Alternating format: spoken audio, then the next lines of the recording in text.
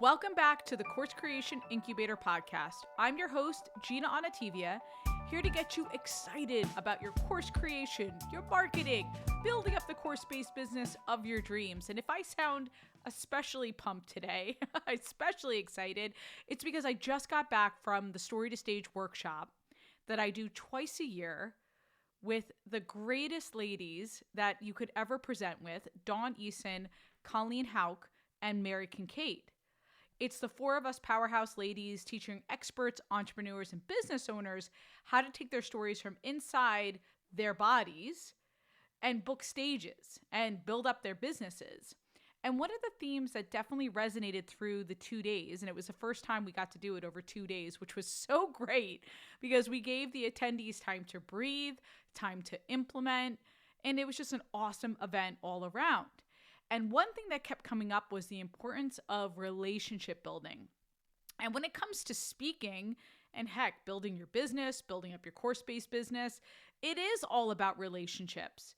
You know that, I know that, but what does it look like? And Dawn Eason, I've had Dawn on the podcast before. I'll link to her incredible podcast in the show notes. She's a master connector. She's always building relationships. She makes it a priority. She's the champion of it. I thought we could take a cue from Dawn and think about how you can grow your own course, your own marketing, your own business with your relationships you already have and cultivating new relationships as well. So I want to talk about 3 groups that I think you should be nurturing right now and building because this is really the foundation of your business growth. And by the way, if you're not nurturing them already, just start slow. Start little by little, tiny steps, baby steps, right?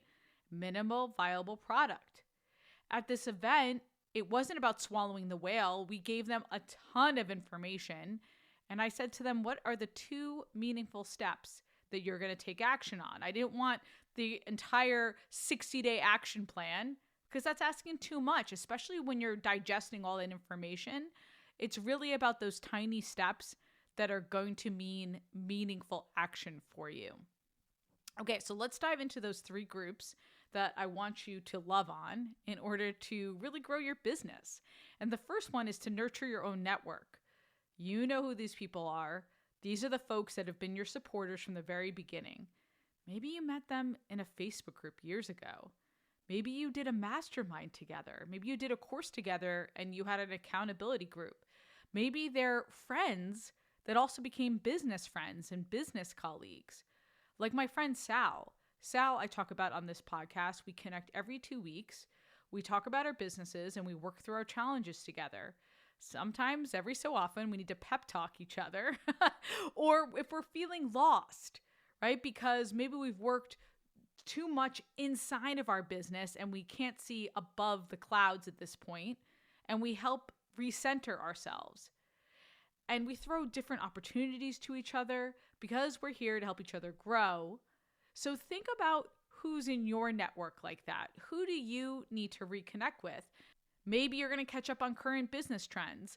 I've got a great client who every so often in Slack, like every other day, he's posting social media trends and online marketing trends and different articles and updates and polls or reports that we should check out. And I love that because that's the kind of person I want to keep in touch with, who's feeding my mind, who's constantly keeping me on top of trends, which is so important because, as you know, things change day to day sometimes in what we do in the world of online marketing. And I think sometimes we discount that time, especially me. I'm like, oh, I'm too busy. That's the first thing that falls off, right? Do I really need to connect? And by the way, it makes my life 200% better because they're always giving me new ideas. Megan O'Leary is another person. I'll link to her podcast. She's a tremendous sounding board for me, and she helps me see things in a different way. This is top of mind because the New York Times did the 7-day happiness challenge. And as you can imagine, much of the happiness challenge was linked to the quality of your relationships. And on day 2, they did something really cool. They talked about the power of the 8-minute chat. And ask somebody maybe you've been disconnected with or you haven't talked to for a while, asking if they can chat on the phone for 8 minutes and schedule it today or ideally this week.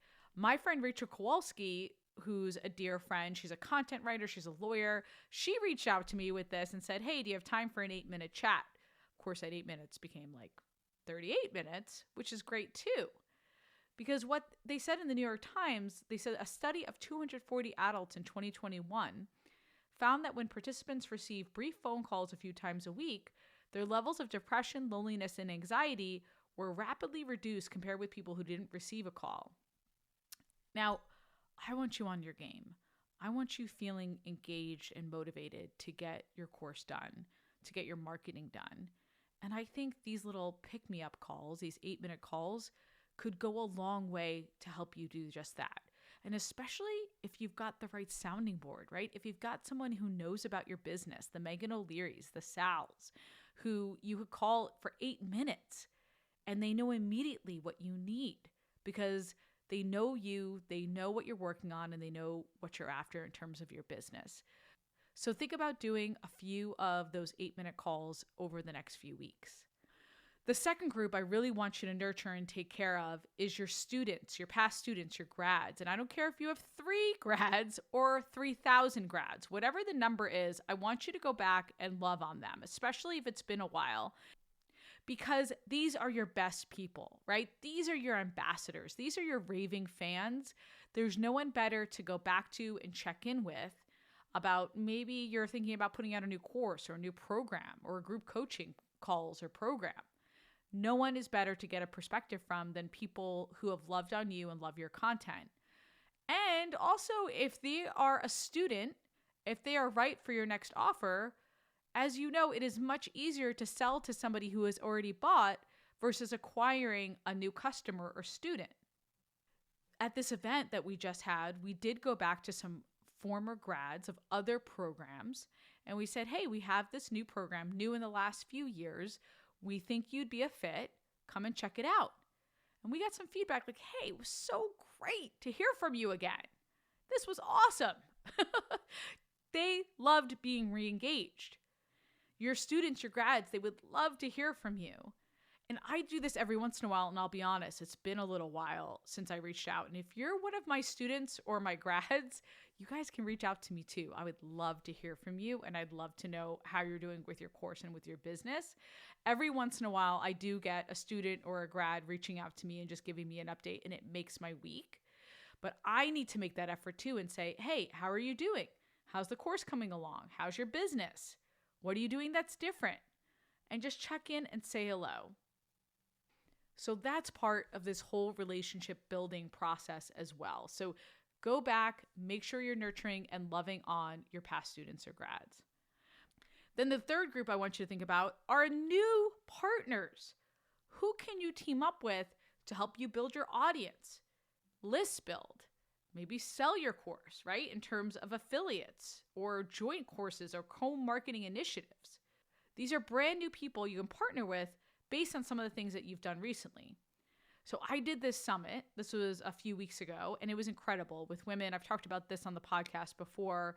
One woman did SEO, another did Pinterest, another one did YouTube, one did financial planning for women, and we're not competing with each other. We complement each other.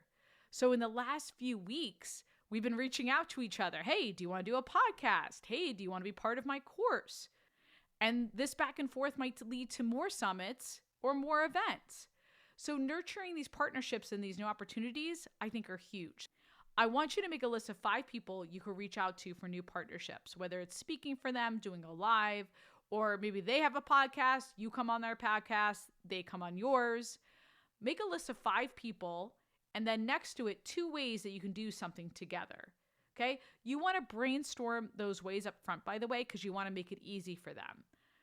People are busy. If you're going to reach out to them and you make it easy for them, like, hey, we should just go live on Instagram together. Boom. You book it. Here are some times available, right? You're doing the work ahead of time for them. So all they need to say is, yes, send me a calendar. That's the kind of action I want you to take. So you're going to reach out to 5 people. You're going to propose 1 or 2 ways for you guys to collaborate. And you're going to be really clear. And you're going to ask them if they want to take action. Okay, those are the kind of relationships I want you to cultivate. And by the way, with these summit relationships, I can't wait to see what flourishes as a result. Maybe they're going to be in my event down the line. Maybe they're going to work for my clients, or I'm going to work for one of their clients, or I'm going to be part of their programs. The sky is the limit. So hopefully this has encouraged you to reach out and start building up your relationship. Let me know how it goes. Send me a DM on Instagram at Course Creation Boutique, or follow me on LinkedIn, Gina Onativia. I want to hear how this relationship building is going for you. And if you're looking to get started with your course, you want that jumpstart to a best-selling course, check out my online course Jumpstart program, which really sets you on the path, no second guessing, to building a course that'll get you where you want to go in terms of your business. Make sure you subscribe so you don't miss an episode. Leave me a review. If I've changed your thought process about how you approach your course creation or marketing, I would love it.